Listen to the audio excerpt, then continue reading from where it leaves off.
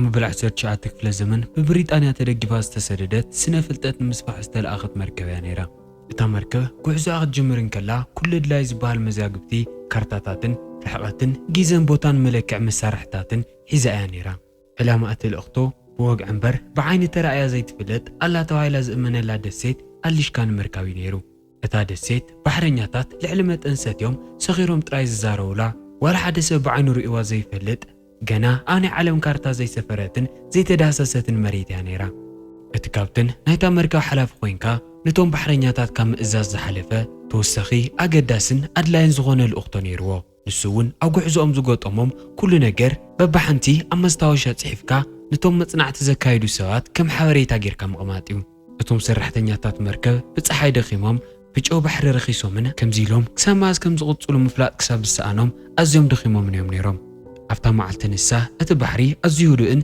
تزلن كنت تنوره أتبحرون دمت زيولو كم زيت زرق أني نيرو دحر قطري نتا مركب أنفت زحبر وازنور مسارحتات ملون مرؤ سرح قارتو أتكومباس يمان نتقامن تواقع وان تنكتكت أتسماي دما بتسألي مدوانات شفنة معنى من كي تتصبيو برتو عنفت أن النفاسي متسمو أتا مركبون مسحيا المعولات تقاج أتجمر أتون بحرينياتاتون نتخمت زيرئو معول سلزي تداليو كافت جالوا زليلوم نفت بحر تدرويو بتحيالن هندوتاون معول أتا مركبن خد سوابرن كل نجرنا وشت بحر خد ألقن منم جيزي وسدن هندوت دما كل نجر يتسلمت أتكابتن دقي مخنك حنكلو أحوز أيدك سنيرو كن دقي زخم زحالف دما من ميفلتن عفو بحوزات جمجم بحر مليئو قرورو دما بيجو بحر داريقو نبره رؤسنا زورون ميزانون حلاينا تسأنون كتسخ مكرون كله انتاي مخوني فلت أنبر جلز غو نجر كم زلو يسمعو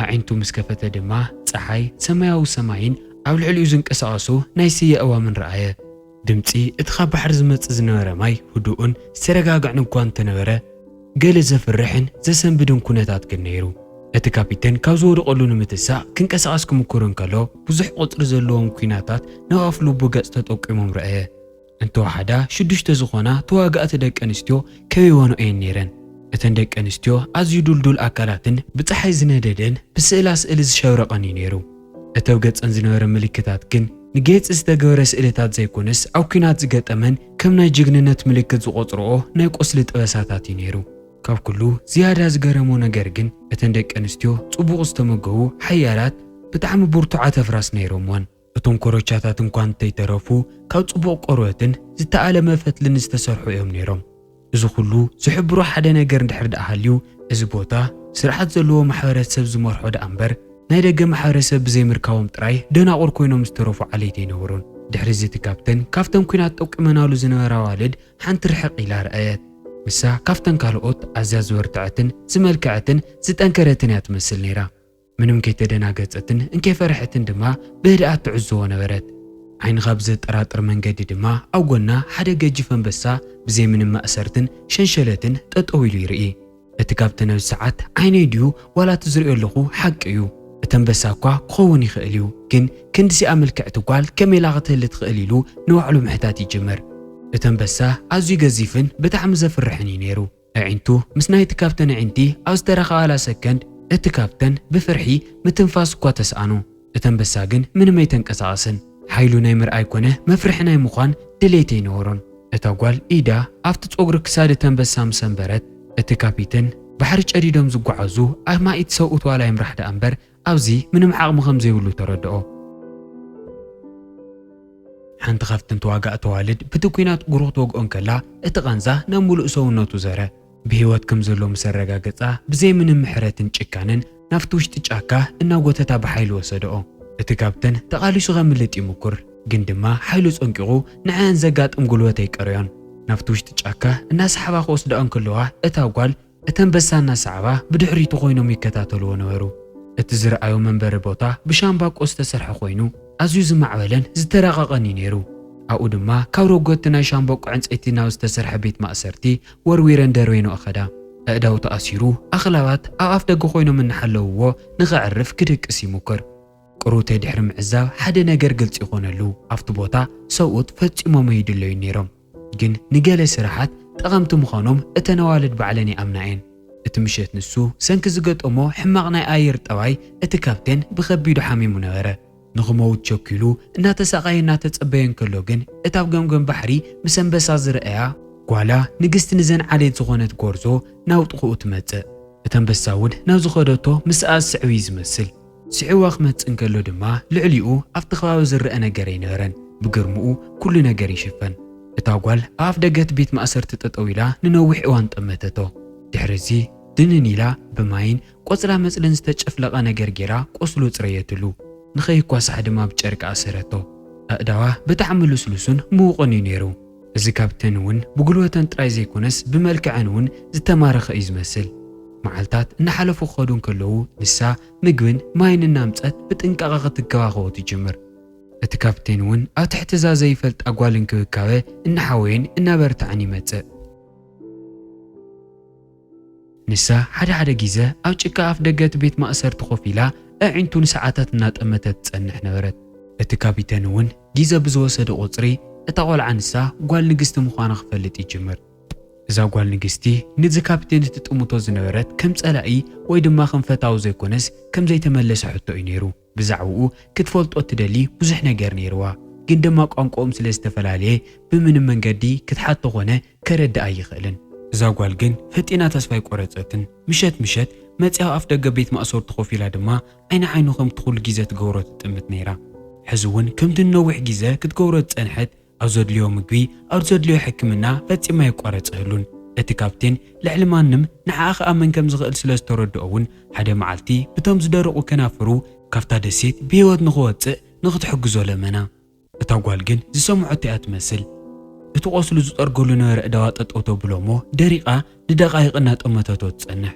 የማን ጸጋም ግልጽ ግምጥል መሰለት እምነት ብቐሊሉ ክመጽእ ዝኽእል ነገር ከም ዘይኮነ ብደንቢ ገይሩ ተምሃረ ዝሕለፍዎ ግዜን ተሞክሮታትን ቀሊል ዝበሃል ነገር ዋላ ይኹን ሕጂ እውን ጸላእቲ እዮም ነይሮም ዕድመ ልክዓ ፍርሓትን ጉልበትና ተምሃረ ድሕሪ ምዕባይ ዝቆጻጸራ ነገር ርሲኡ ኮይኑ ዘሎ ሕዚ ድማ ዘይትፈልጦ ወዲ መጺኡ ሓገዝ ስለ ዝሓተታ ጥራይ ሙሉእ ዓሌታ ክትክሕደ ይትኽእልን ንዝተወሰኑ መዓልታት ፈጺማ ይተዛረበቶን ከምቲ ካልእ ግዜ ትገብሮ ምግቢ ምምጻእን ቆስሉ ምሕሳውን ኣቋሪፃ ብርሕቐት እናጠመተቶ ትቕኒ ሓደ መዓልቲ ግን ካብ ካልእ ግዜ ፍልይ ብዝበለ መንገዱ ቅርብ ትብሎ እሞ ብዝተቋረርፁ ንዕኡ ዘይርድእዎ ቃላትን ብኢዳ ትገብሮም ዝነበረት ዝተፈላለዩ ምንቅስቓሳትን ኣቢላ ዝኾነ ነገር ክተረድኦ ትሙክር እቲ ካፒቴን ግን ዋላ ሓንቲ ነገር ክወርህሎ ይከኣለን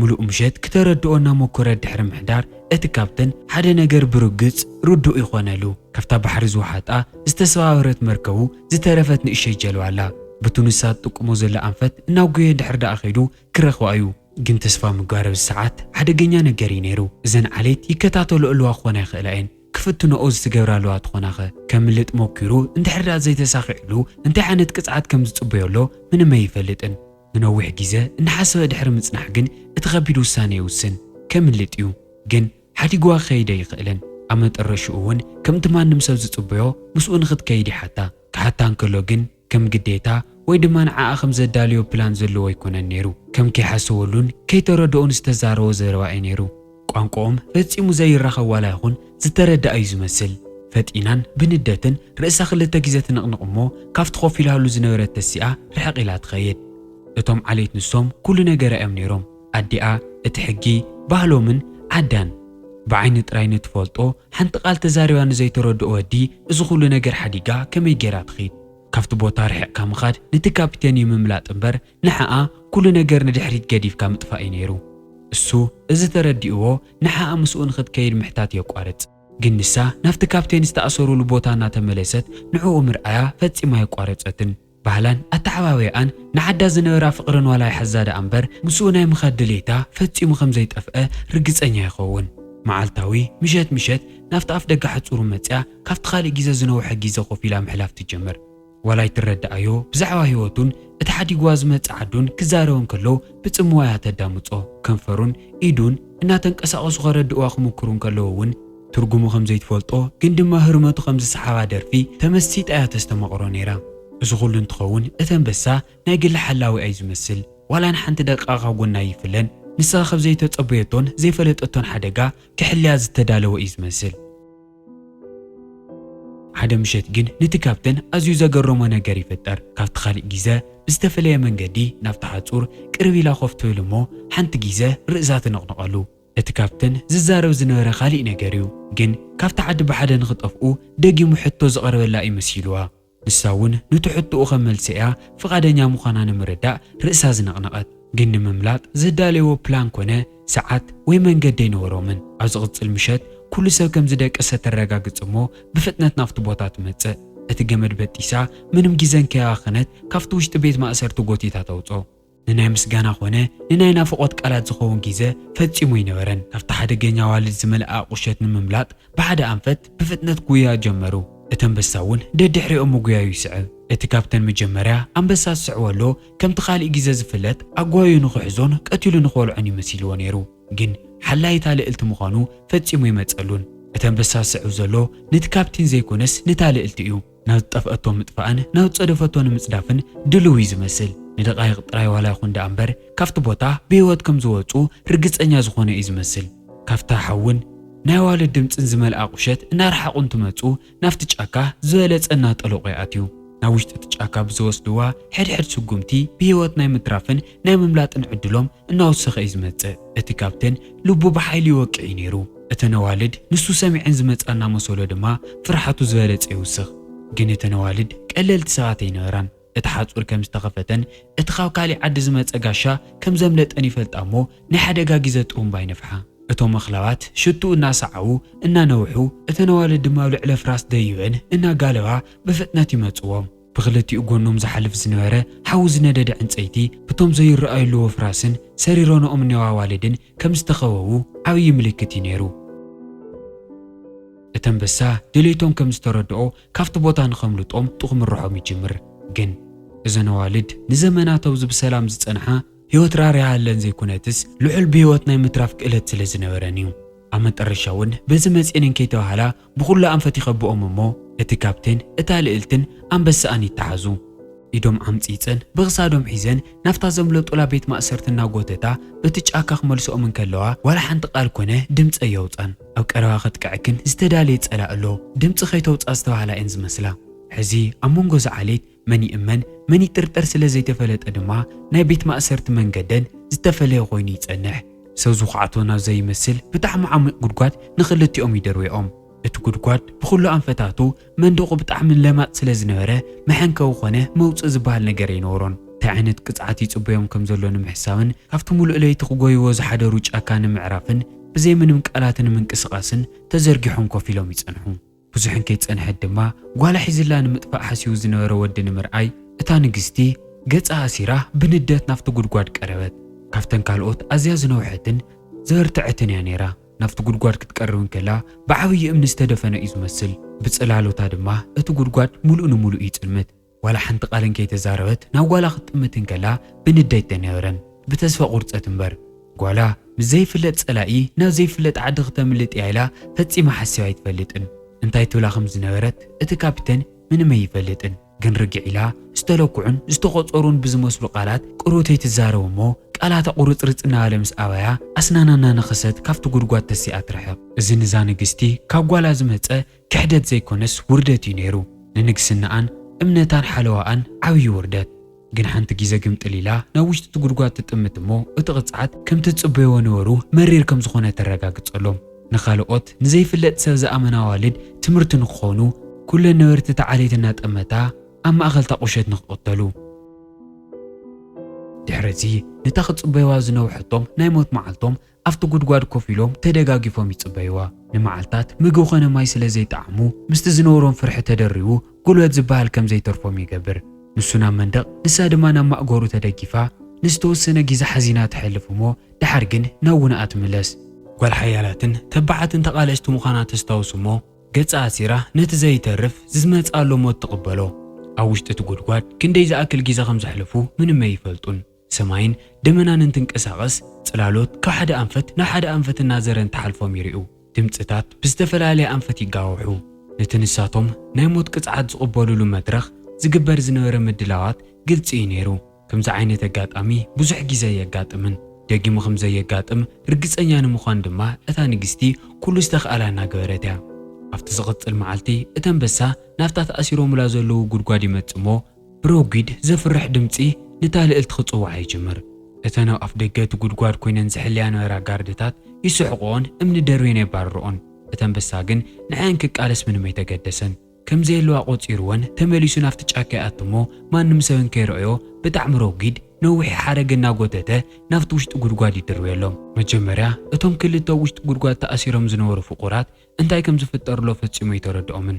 ኣንበሳ ድዩ ናይ ሓቂ ካብ ጫካ ሓረግ ነቒሎም ፂልና ኢሎም እናሓሰቡ ድሕሪ ምጽናሕ ብፍጥነት ካብቲ ጉድጓድ ንምውፃእ ተጓየዩ። እቲ መዓልታት ማይን እኽልን ዘይጣዕመ ሰውነቶም ጉልበት ካበይ የምጽእ? ጨዋድኦም ዝበጣጥስሎ ኣዕጽምቶም ዝሰባበሩሎ ኮይኑ ዋላ እናተሰምዖም ካብቲ ጉድጓድ ወፂኦም ነፃነቶም ንምርካብ ምድያዎም የቋረጹን። ሙሉእ ክብደት ሰውነቶም ኣብቲ ሓረግ ክዓርፍ እንከሎ ኣፃውዕቶም ዝበጣጥስሎ ኮይኑ ይስምዖም ነይሩ። ግን ድማ የቋረጹን። ምሕንካቦም ይቕጽሉ እሞ ወፂኦም ናፍቲ ጫካ ከምቲ ናቅድሚ ሕጂ ምህዳሞም ይቕጽሉ።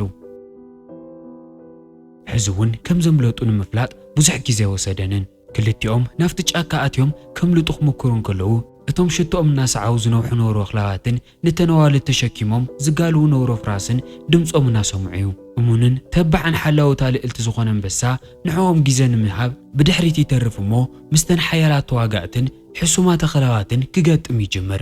ሳላት ነብሱ መስዋእቲ ገይሩ ብድሕሪት ዝተረፈሎም ኣንበሳ ድማ ሙሉእ ለይቲ እናጎየ ይሓድሩ እሞ ፀሓይ ክትወፅእ እንከላ ኣብቲ ገምገም ባሕሪ ይበፅሑ። ንሱ ኣብዚ ቤት ማእሰርቲ ተደርቢሉ ዝነበረ ሰዓት ትጽበዮ ዝነበረት እትመስል ንእሽተይ ጀልባ ድማ ኣብ ገምገም እቲ ባሕሪ እናተንሳፈፈት ትጸንሖም። ድሕሪዚ እታ ጓል ንድሕሪት ግልጽ ትብል እሞ ሙሉእ ኣፍ ልቡ እቶ ርእሱ ዝነበረ ጨጉርን ንሙሉእ ደም ጠልቂው ንመጨረሻ ግዜ ክሰናበታ እቲ ኣንበሳ ካብቲ ጫካ ዘሊሉ ይወፅእ። ካብቲ ቦታ ብፍጥነት ኣምሊጣ ብህይወት ንምትራፍ ዋላ ብጣዕሚ ተሃንጥያ ትጽናሕ ነቲ ካብ ህፀንነታ ኩርኩር ኮይኑ ዝተሃባ ኣንበሳ ከይተሰናበተት ግን ናብ ምንም ክትከይድ ኣይትደልን። ብፍጥነት ናብኡ ትምለስ እሞ ገጹ ነኺኣ ብግንባራ ስዒማ ንመጨረሻ ግዜ ተሰናወቶ። እታ ንእሽተይ ጀልባ እናዳፍኡ ናፍቲ ባሕሪ እትይዋ እሞ እናጀለፉ ካብታ ደሴት እናረሓቑ ይኸዱ። እቲ ኣንበሳ ግን ክሳብ ዝተኽኣሎ ርሕቐትን ግዜን ብህይወት ከም ዘላ ንምርግጋጽ ኣብኡ ኮፍ ኢሉ ዝሕልያ ነበረ እዩ ዝመስል። ምጥማቱ ድማ ፈፂሙ የቋረፀን። ሕዚ ግን እቲ ባሕሪ ካብቲ ዝሓለፈ ግዜ ብዝዝሓለ መንገዲ ኣቐፂዓቶም። ከምቲ ቅድመ ዋርሕ ነቲ ዓባይ መርከብ ዝወሓጠ ዘንሰራስሮም ኮነ ዘገላውጦም ሓያል ማዕበል ኣይነበረን። ህዱእ ባሕርን ብጣዕሚ ደማቕ ሓያልን ፀሓይ ጥራይ። ካብ ማዕበል ቀፂሉ ኣብ ባሕሪ ክገጥመካ ዝኽእል ዝኸፍአ ጥባይ ኣየር። እቲ ቀትሪ ፀሓይ ቆርበቶም እናቃፀለት ትውዕል። እቲ ምሸት ድማ ቁርቀስ እናበለ ናብ ሰውነቶም ኣትዩ ቆርበቶም የንቅዖ ነይሩ። ከንፈሮም ተጨዲዱ እንትደሚ ማይን እኽልን ዝሓረሙ መልሓሶም ድማ ብሙቐት እቲ ባሕሪ ይሓብጥ። ምሕሳብን ውነኻ ዘይምስሓትን ናይ መጨረሻ ከበድቲ ነገራት ይኾኑ። ቃላት እንኳን ክትዛረቦም ክትሓስቦም ንባዕሉ ብጣዕሚ እዮም ፈተንቲ። ከምዚ እናበለ መዓልታት ይሓልፍ። ኣዋርሑ ነይሩ ክኸውን ይኽእል እዩ። ግን ኣብኡ ነዊሕ ካብ ምጽናሖም ዝተለዓለ ግዜ ምንም ትርጉም ኣይነበሮን። ክዛረቡ ኾነ ንኽንቀሳቐሱ ዝተረፈ ጉልበት ስለ ዘይነበሮም ሙሉእ መዓልቲ ኣብቲ ጃልባ ደቂሶም እዮም ዘሕልፍዎ ነይሮም። ሓደ ግዜ ንሳ ኢዳ ሰዲዳ ኢዱ ትሕዞ፣ ሓደ ግዜ ድማ ንሱ ኢዳ ሒዙ ትርድኦ ላዳታ ዋላ ርግፀኛ ይኹን ኩሉ ነገር ከም ዝሓልፍ ሕሹኽ ይብለላ። እዚ ኩሉ መከራን ችግርን ሓሊፎም ካብታ ደሴት ብህይወት ክወፁ እንከለዉ ኣብዚ እንድሕር ደኣ ሞይቶም ቀልዲ ይኸውን ኢሎም እናሓሰቡ ይጸንሑ። ህይወትን ተፈጥሮን ኢደን እናጠቆማ ዝስሕቖም ኣለዋ እዩ ዝመስል። ክንደይ ምዃኑ ዘይፈልጥዎ ግዜ ክሓልፍ እንከሎ ግን ተስፋ ምግባር እውን የቋርፁ። ኣብ ክንድኡ እታይ ትተርፍን ኢሎም ዝኣመኑላ ሞቶም ክትመጽእ ይጽበዩ። ሓደ ግዜ ግን ሓደ ጽላሎት ካብታ ተቃጽሎም ዝቐነየ ፀሓይ የጽልሎም። መጀመርያ እቲ ጠሚዩን ድኺሙን ዝነበረ ሰውነቶም ዝሽውዶምሎ ይመሲልዎም ነይሩ። ሓሳብና እምበር ክኸውን ይኽእልን ኢሎም እናተኻትዑ ይጸንሑ። ግን እቲ ደበና ሓንሳብ ምስ መጸ ቀልጢፎ ይጠፍአን ጫፋት ነይርዎ። ኣዒንቱ ቀሰቢሉ ክኸፍት እንከሎ እተን ንነዊሕ ግዜ ብሕልሙ ዝሪኣ ዝነበረ መርከበያ ብህይወት ከም ዘሎ ንኸፍልጦም ኢዱ ክንቕንቆሎም ይሓስብ። ግን ድማ ዝተረፈ ጉልበት ዝበሃል ነገር ኣይነበሮን። እንተንሳዶ ውንኣ ስሒታ እያ። እዚ ኩሉ እንትፍጠር ምንም ኣይትሰምዕን ዘላ። ክጽውዕ ይሞክር ግን ይዝዳረው ዲሎ ዋላ ይዝርበ ምንም ኣይፈልጥን። ተረርቲ እዳዋት ድማ እናጎተታ ናፍቲ ዓባይ መርከብ ይስቕልኦ። ድሕሪዚ ጣዕሙ ንኽርስዖ ንእሽተይ ቀሪቦ ዝነበረ ዝሑል ነገር ከንፈሩ ይነኽኦ። ማእዩ ነይሩ። እናተሓነቕን እናሰተይን ደጊሙ እናተሓነቕን እናሰተይን ከውዱ ክሳብ ዝመልእ ይረዊ። እዳዋ ኣብቲ ደቂሱሉ ዝነበረ ንመጨረሻ ግዜ ክንኽኦ እንከለዋ ይፈርሕ ነይሩ። ምስ ነቓሕኹ ደጊመ ክሪኣ ድየ ብህይወት እንያ ድያ ወይስ ሞይታ እያ ኢሉ እናሓሰበ ይጸንሕ። ድሕሪዚ ኩሉ ነገር ይጽልምት። ነዊሕ ግዜ ሓሊፉ ኣብ ኮማ ኣትዩ ድሕሪ ምጽናሕ ደጊሙ ይነቅሕ። ኣብ ሆስፒታል ኢነ ብዙሓት ዶኳትርን ፍላስፋታትን ከቢቦም ክምልሶም ዘይኽእል ነዋሕቲ ሕቶታት ይሓትዎ ንጎኒ ግልጽ ክብል እንከሎ ግን እታ ንነዊሕ ግዜ ካብ ርእሱ ዘይወፀት ልዕልቲ ኣብ ጎኒ ኮፍ ኢላ ይረኽባ ድሕሪዚ ብሓደ ግዜ ነዋሕቲ ዓመታት ይሓልፉ እሞ እቶም ሓደ ግዜ ኣብ ጨካ ተራኺቦም ብሓደ ናይ ባሕሪ መሰናኽላት ዝሰገሩ ፍቑራት ኣብ ለንደን ምንም ከም ዘይተፈጠረ እናውግዑን እናተጓዓዙ ንረኽቦም ድዕረፍቲ ሰዓት ዝገጠምዎ ነገራት ብጣዕሚ ፍሉጥን ክቡርን ፕሮፌሰር ይቕየር እታ ልዕልቲ ካብ ጎኑ ተፈልያ ይትፈልጥን ብዙሕ ፍልስፍናን ሳይንስን ዝተጻሕፎም መጻሕፍቲ የርእያ ባህሉ የካፍላ ዓለም እውን የላምዳ ንሱ ቋንቋ ንምልማድ ዋላ ብጣዕሚ ይፈትኖ ንሳ ግን እንግሊሽ ንኽትላመድ ግዜ ዝበሃለ ይወሰደላን ግን ብዛዕባኣ ኩሉ ነገር ኣይኮነን ተቐይሩ ሓደ ግዜ ለይቲ ካብ ድቃሳት ትስእ እሞ ናብቲ መስኮት ትቐርብ ዝኾኑ ድምፅታት ንምስማዕ እያ ትወፅእ ናይ መኪና ናይ ፋብሪካ ወይ ድማ ናይ ፍራስ ዘይኮነስ ናይቶም ኣብ ዓዳ ምሸት ዝውቅዑ ነበሩ ኮረታት እዩ እቲ ሓደ ግዜ ካብ ጎና ተፈልዩ ዘይፈልጥ ዕድመ ልክዕ ዝሕልያ ዝነበረ አንበሳ ድማ ኣብታ ንመጨረሻ ግዜ ኮፍ ኢሉ ዝረኣኹላ ቦታ ዶ ይህሊ ወይስ ተንቀሳቒሱ ኢላ እናሓሰበት ፊልም ናይ ውዳእ እዚ ዛንታ እዚ ኣብ መጽሓፍ ተጻሒፉ ግን ድማ ናብ ሲኒማ ዘይበቕዕ እንትኸውን ብኤኣይ ተሓጊዙ ምስልታት ተገይርዎ ድምፂ ዓጂብዎ ነባኽም ክቐርብ ተገይሩ ዘሎ ብናይ ሎማዓንቲ ዛንታና ተዘናጊዕኹም ክትኮኑ ተስፋ ይገብር ብወገነይ ካብ 17 ወይ ክሓልፍ ንስኹም ከ ካብ 10 ክንደይ ትውዎ ፈቲኹም ትኾንኩም ኣብ ኮመንት ተፍልጡን እሞ ተመሳሰልቲ ቪድዮታት ክሰርሐልኩም ቻናልና ሳብስክራይብ ቪድዮታትና ሼርና ላይክ ምባል ከይትርስዑ ብኻልኦት ዛንታታት ደጊምና ክሳብ ንራኸብ ሰናይ ጻንሒት